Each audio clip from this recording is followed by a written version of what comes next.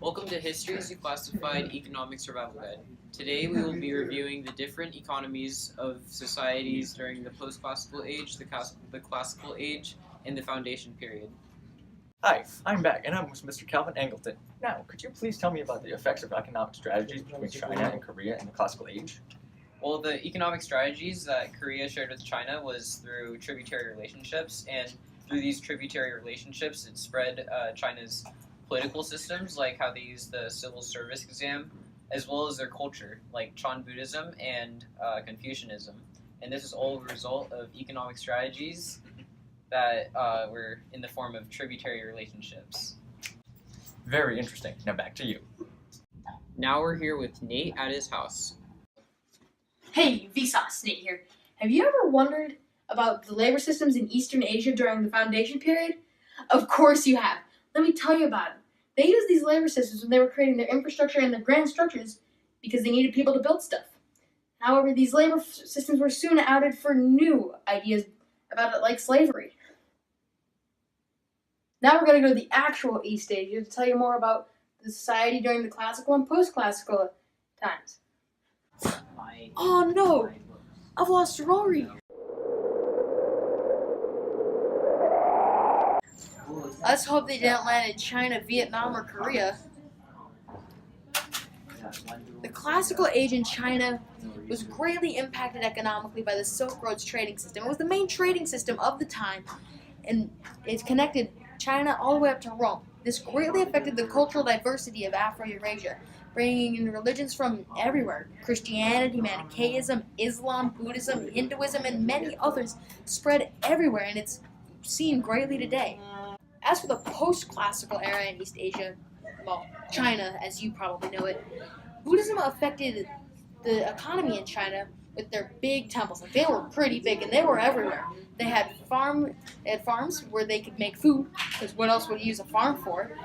And because most of the monks there were ascetic, they didn't live very, wealthy lives. They didn't use all of the food that they made, so they used it for other stuff. The temples also helped bolster the printing industry because they like to mass produce their texts to help advertise their religion and get more followers. Now let's go to Calvin in the Americas.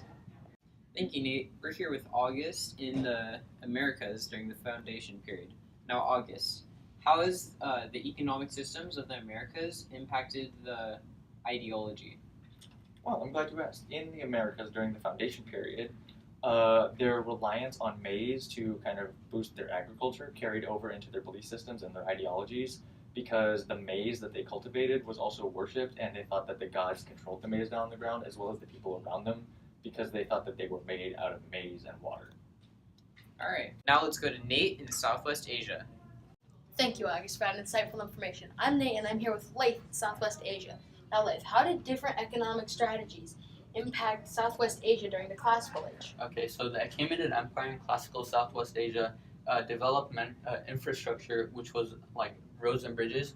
This was first used for military purposes, but then simultaneously used for trade. They also had a free class consisting of merchants, artisans, and craftsmen who increased industrial production, which stimulated Southwest Asia's economy. Thank you, Leif. Now for a brief word from our sponsors. We interrupt your program with an important message from the Morales Group.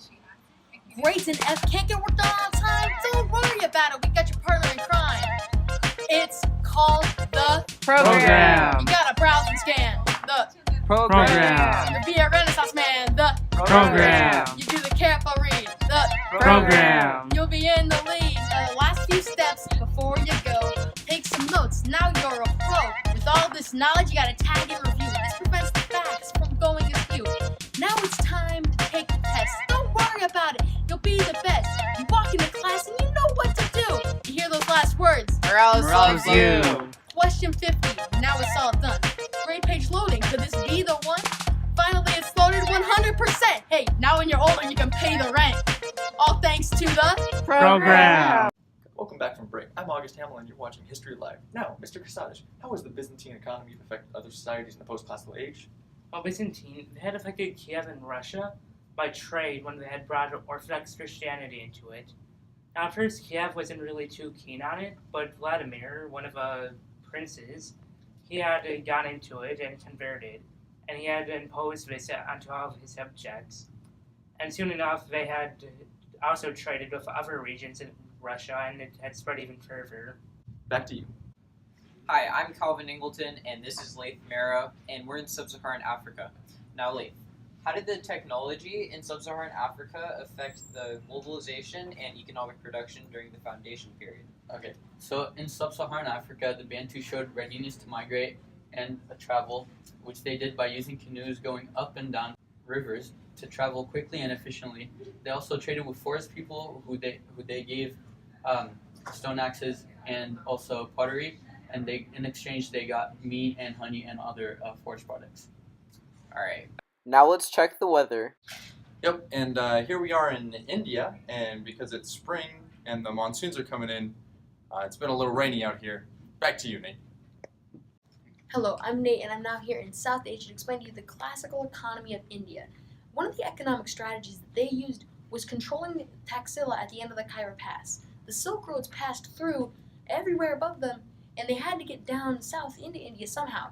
That somehow was past the Hindu Kush and Himalayan mountains through the Khyber Pass right into Taxila, a main and prominent city within India during the classical period.